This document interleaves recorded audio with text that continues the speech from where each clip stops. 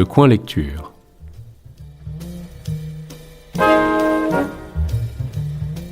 Présenté par Emmanuel Dufour.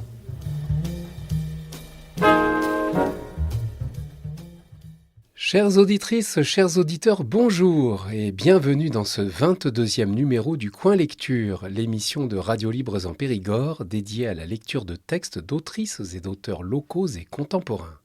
Aujourd'hui, nous allons découvrir quelques textes de Michel Pucheux. Michel Pucheux, alias Lapuche pour ses seuls en scène, alias Michel Dax, est un ancien juriste, d'abord chez IBM puis dans l'immobilier, qui bat en retraite depuis 10 ans, comme il aime à le revendiquer. Né à Dax dans les Landes en 1951, il a vécu 15 ans à Périgueux et réside actuellement à Bordeaux. Il se définit lui-même comme landais pur jus avec le sud-ouest profond dans les tripes.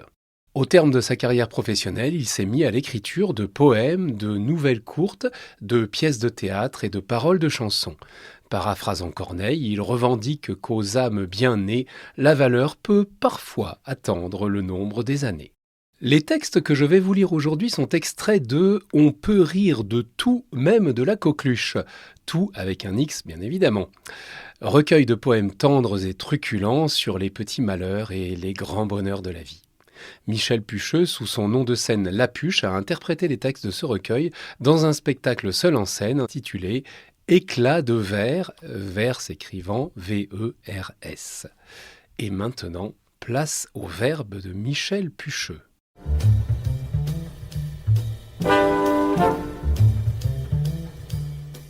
Éloge de la parentalité.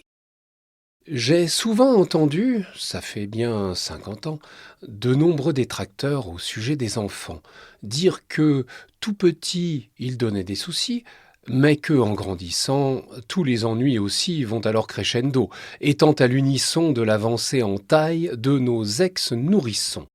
On croit bien au début que tous ces radotages sont plus pour faire peur que pour l'apprentissage, et que tous ces propos qu'on croit démesurés ne sont que balivernes et autres billevesées. En effet, comment croire que ces beaux chérubins pourraient, au fil du temps, ne plus être câlins ?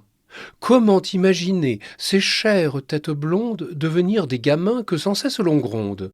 Que mâles adolescents à la voix rocailleuse prémissent à leur entrée dans la vie amoureuse, ils croient qu'un poil naissant au bas de leur visage s'apparente à la barbe et au savoir des sages. Ou bien que jeunes filles aux cheveux dans le vent pensent que maquillage et tétons frémissants les ont fait devenir déjà de grandes dames, dont elles ont l'ardeur sans en avoir la flamme. Et pourtant, oui, pourtant, quand le temps a passé, que les enfants sont grands et nos traits plus tirés, qu'on se retourne enfin sur toutes ces années, on se rappelle alors la voix de nos aînés qui, lors, nous prévenaient que avoir des enfants, c'est très bien au début. Et puis, bon an, mal an, les joies que l'on se fait face au premier sourire deviennent des angoisses et parfois même pire. Ce tableau est bien noir. Et pourtant, je m'étonne à penser malgré tout, lorsque l'on me questionne « Si c'était à refaire, auriez-vous des enfants ?» Je réponds tout de go « Oui !» Très sincèrement. Bien sûr, c'est difficile. Il y a beaucoup de pleurs, et bien souvent les cris associant la douleur des jeunes incompris à celle des parents nous font subir à tous de très mauvais moments.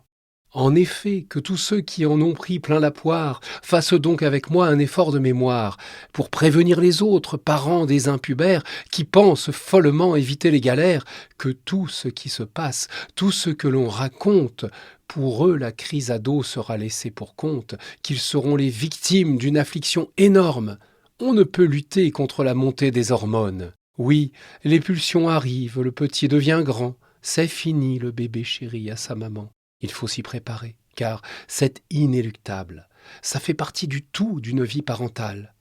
Alors, attendez-vous, avec vos chères filles, à encaisser des coups et à partir en vrille. Et quant à vos garçons, ce sera moins subtil. Vous aurez l'impression qu'ils sont parfois débiles. Mais tous ces petits êtres si fragiles et si forts sont aussi fournisseurs en joie et réconfort.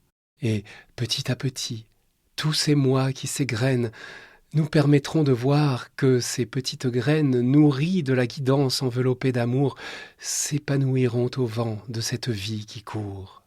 Quand notre autorité leur fixe des limites, c'est avec nos conseils qu'on voudrait qu'ils évitent d'aller s'éparpiller sur des chemins douteux et de choisir la route qui les rendra heureux. En mélangeant les cris, les heurts et les bagarres aux grands éclats de rire tels accords de guitare, parfois bien dissonants mais souvent harmonieux, on ne peut souvent point rêver de faire mieux. Tout ce parcours commun de câlins et d'épreuves vaut bien d'être vécu. S'il en fallait la preuve, vous verrez souvent que le chemin parcouru montrera au final qu'on n'est pas trop déçu. En contemplant ce jour, la chair de notre chair, soyons tous très heureux d'être les pères et mères de tous ces petits bouts devenus des adultes qui, à leur tour aussi, connaîtront le tumulte, le jour où, enfin prêts, ils mettront tout leur cœur à devenir parents pour leur plus grand bonheur.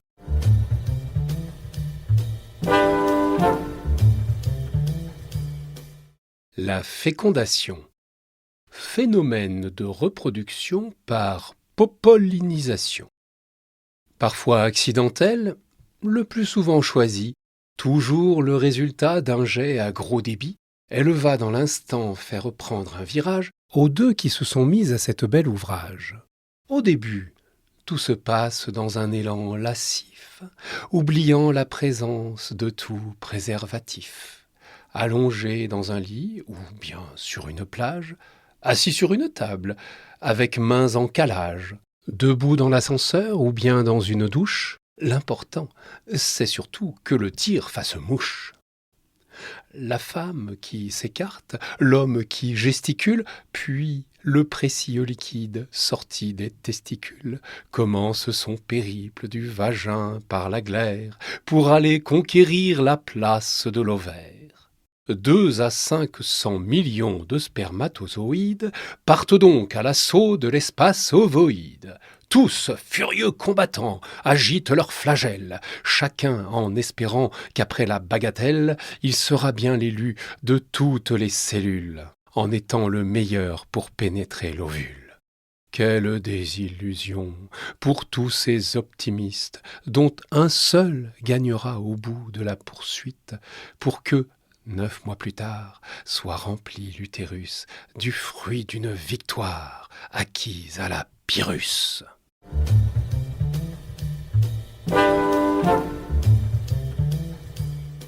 La naissance. Naître ou ne pas naître, telle est la question. Je viens d'emménager dans un petit local. La forme est un peu drôle, on dirait un bocal. C'est assez confortable, mais c'est un peu étroit. Et, bien que je sois seul, je touche les parois.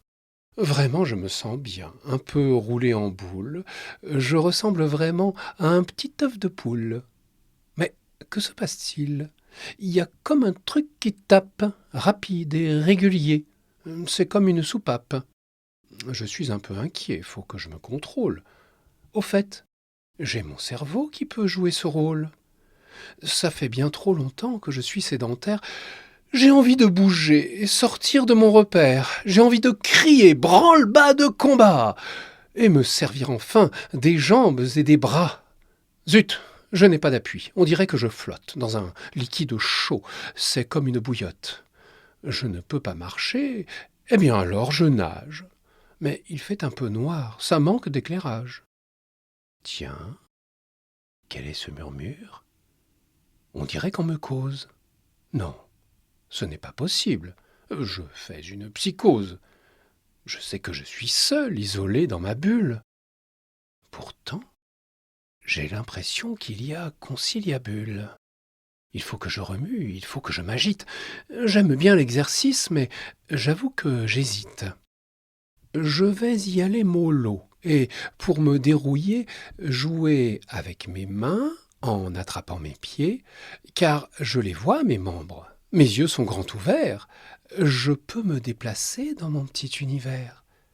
Mais je ne suis pas seul. J'entends que ça discute. D'où cela vient-il donc? les sons se répercutent et j'ai bien l'impression que l'on parle dehors. Il y a quelqu'un qui dit « Tu es notre trésor. Vivement que tu sortes et qu'enfin tu sois là, que l'on puisse te prendre dans le creux de nos bras. » Mais, donc, si je comprends, bientôt je vais sortir, quitter mon petit nid, mais pour quel avenir?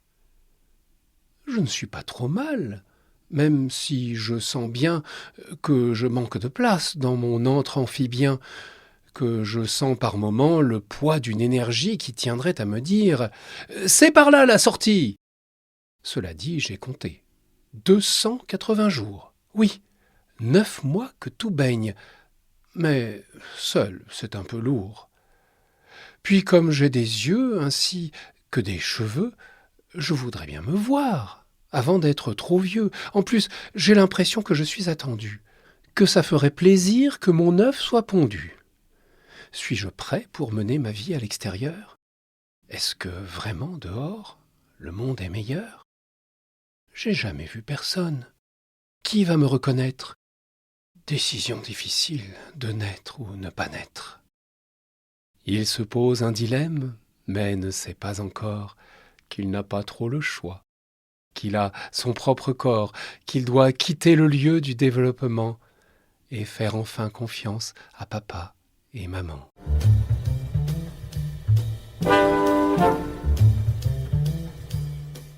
L'adolescence, lorsque l'enfant disparaît.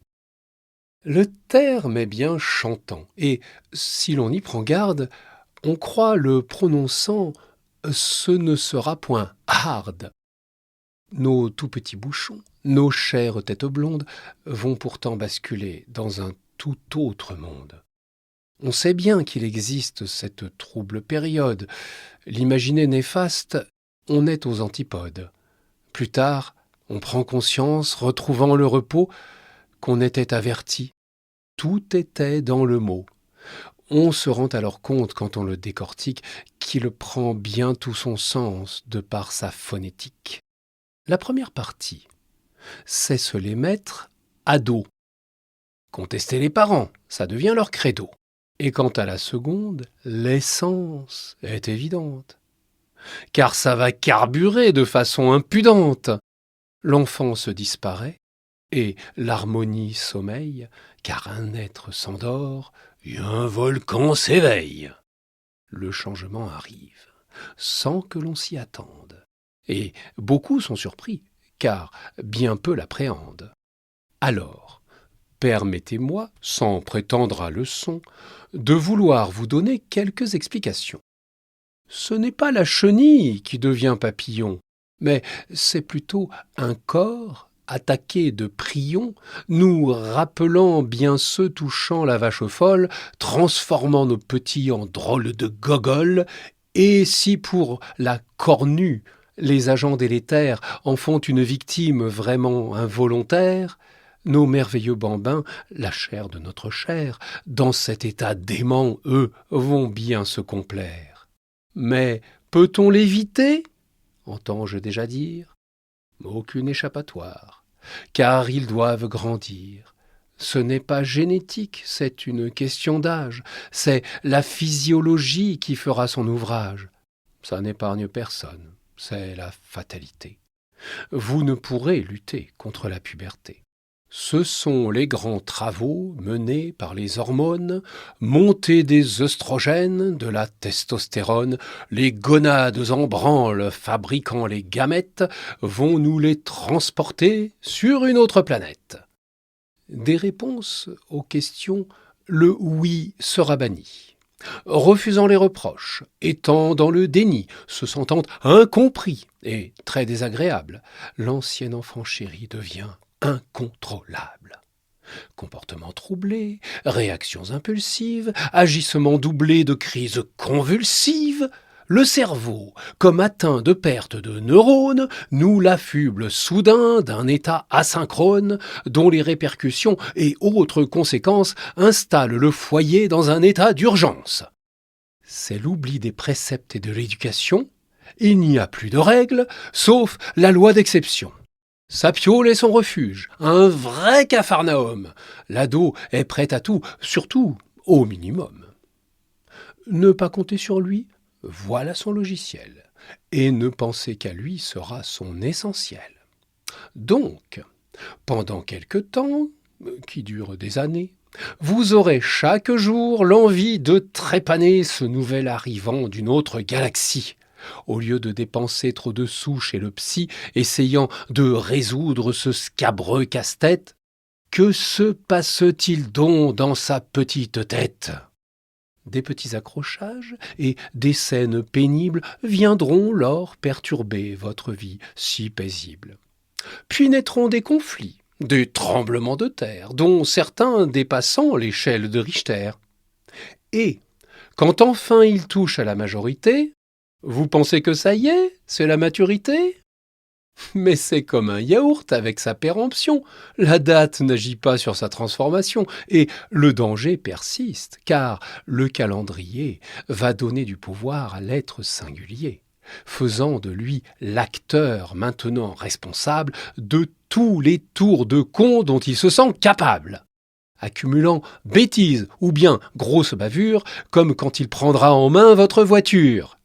Alors, votre assureur, jusque-là un ami, deviendra conseilleur d'une autre compagnie. Ou quand vous lui confiez les clés de la maison pour, avec les copains, fêter le réveillon, mais qu'à votre retour, rentrant alors sans stress, vous avez l'impression de vous tromper d'adresse. Il faut vous résigner à vivre cette passe. Vous sentirez souvent que tout ça vous dépasse. Il faudra vous armer d'une grande patience, user de votre amour et bien garder confiance. La lutte sera âpre et les échanges vifs. Vous devrez limiter vos rejetons rétifs et, tout en les guidant vers le chemin adulte, vous sortirez enfin de l'ère du tumulte, fatigué, mais heureux de savoir que, un jour, d'être parent d'ado, ce sera à leur tour.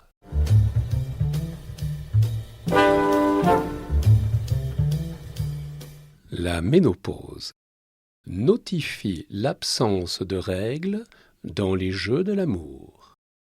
Le rouge monte aux joues, suivent quelques vapeurs, et puis le corps bouillonne de bouffées de chaleur. Enfin, le feu du bas devient braise tranquille. C'est un bouleversement dans la vie pour les filles. L'irritabilité installe son bivouac. La personnalité libère quelques couacs. Le désordre du cycle, puis sa disparition, perturbe ses victimes de drôles d'émotions. Des réactions bizarres et des propos volubiles transforment l'entourage en petit Tchernobyl. Ces modifications sont de vrais pousses au crime. Alors, c'est la panique, ça frise la déprime. Et si en supplément la balance explose, grise devient la mine, jusque-là alors rose. Méfie de ces angoisses, pas de fatalité. Il peut y avoir retour à la sérénité. Un petit traitement qui se prend sans contrainte ramènera le calme et le désir d'étreinte.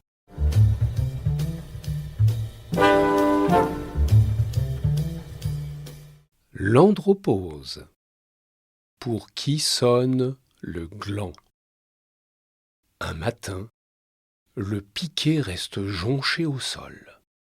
La spontanéité a fui, c'est repos pour Popol. À la stimulation, s'il frétille encore, du barreau bien rigide, il n'est plus le ténor. La tête a bien envie, mais en bas, ça sommeille. Pas facile à gérer, n'être que dur d'oreille. Le repos du guerrier, de retour sous la tente, a plus comme objectif un désir de détente. Et la furieuse envie, tel un jeune étalon, de prendre sa compagne avec fougue et passion, a fortement chuté, comme les androgènes, en chassant le plaisir pour y laisser la gêne. Restent les souvenirs de toutes les romances et du rythme effréné du temps des performances. Certains irréductibles, pour qui être viril consiste à performer au-dessous du nombril, sont décidés à tout ne baissant pas les bras pour relever l'outil à force de Viagra. Pour la majorité, il est temps de comprendre. Pour bien communiquer, il n'y a pas que le membre, que bien heureusement il reste la tendresse, outil compensateur des plaisirs de la fesse, en étant bien content que le pyrotechnique laisse une grande place à l'amour platonique. Toutefois, je vous prie de bien vouloir noter que, quand arrivera ce moment d'anxiété, que la virilité se mettra en sourdine, vous pourrez toujours jouir d'une ambiance câline.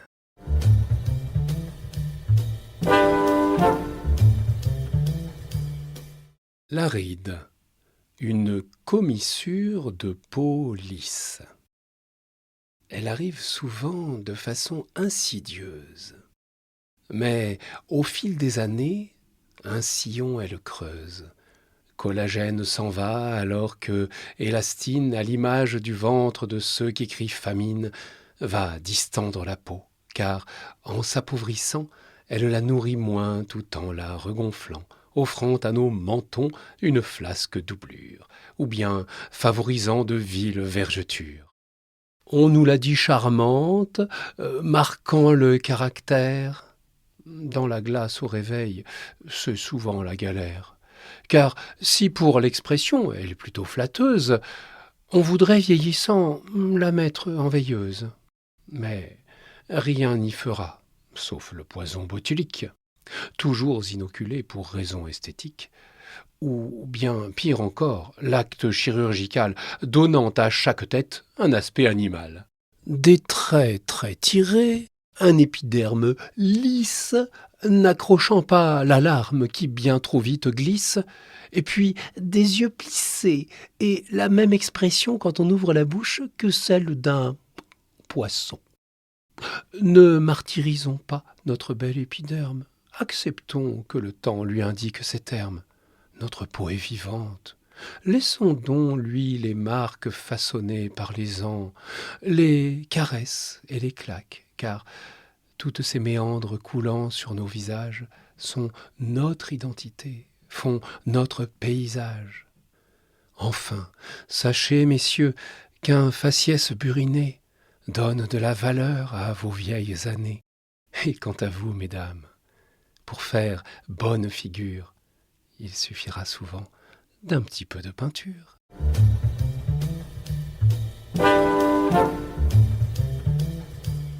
Le bourrelet.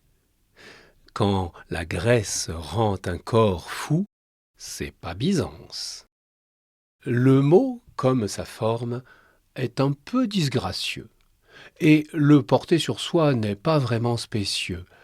C'est la rançon de l'âge et de l'arrêt du sport qui vient pour s'installer autour de notre corps. Oh, ce n'est point violent, c'est une attaque sourde qui, petit à petit, rend notre allure lourde. Au début, il est vrai que l'on n'y prend pas garde. Mais c'est par un beau jour où l'on change ses hardes que, soudain, on sent bien, ça manque un peu d'aisance. Surtout quand le vendeur, jouant la bienveillance, croit nous faire plaisir, précisant un détail. « Ce modèle est pour vous, mais il manque de taille. » Ça devient évident. Quand, déjà en vacances, il nous avait semblé avoir un peu de panse, notre maillot de bain remonté au nombril, nous avions la silhouette d'un chef-d'œuvre en péril. Et nous les avons vus, ces petits tas difformes, venir tout doucement modifier notre forme, ces dodus coussinets où la graisse s'épanche, autour de l'abdomen et au-dessus des hanches. Alors, nous sommes pris d'une envie de régime, de footing quotidien et de salle de gym. Arrêtons le délire, on a dépassé l'âge.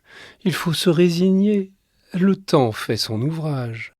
Et pour les amateurs de la très bonne chair, il faut bien accepter du poil à surenchère. À franchement parler, ceci sans complaisance. N'est-il pas bien plaisant dans quelques circonstances, quand ce petit surplus en forme de bouée par une mise à nu est enfin libéré, que les corps dévêtus dévoilent leurs contours pour s'accrocher ensemble à leur poignée d'amour.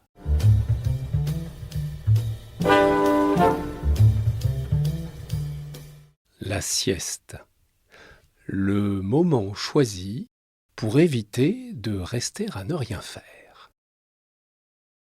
La sieste est différente selon qu'on la pratique en Méditerranée ou sur côte atlantique, au pays provençal et son soleil torride, ou pire, bien plus bas vers une Corse aride. C'est une institution, actif ou fonctionnaire, dont quiconque se doit d'être le pensionnaire. Et si en Aquitaine, ou bien vers la Bretagne, on la vénère moins qu'en pays de cocagne, salutaire pour tous cette petite absence pour la fin de journée remet dans le bon sens. Et quand certains diront que c'est du temps perdu, que l'on doit la journée toujours être tendue, on peut leur rétorquer qu'il y a plusieurs manières d'accommoder l'instant sans fermer les paupières, et leur souffler tout doux que pour les plus taquins, ce petit intermède peut devenir coquin.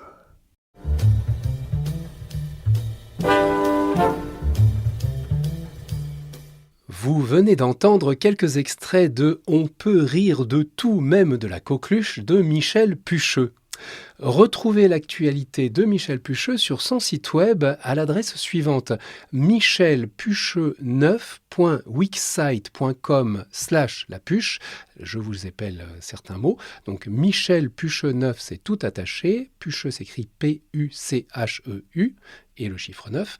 Et Wixsite s'écrit W-I-X-S-I-T-E. Donc nous avons michelpucheux9.wixsite.com/lapuche, L-A-P-U-C-H-E. C'est tout pour aujourd'hui. Je vous rappelle que si vous souhaitez me recommander des textes d'autrices et d'auteurs locaux et contemporains, vous pouvez contacter RLP par mail à l'adresse radiolibresenpérigord@gmail.com ou laisser un message au 05 53 46 80 24 en précisant le nom de l'émission Le Coin Lecture. Merci de votre écoute et à la prochaine fois.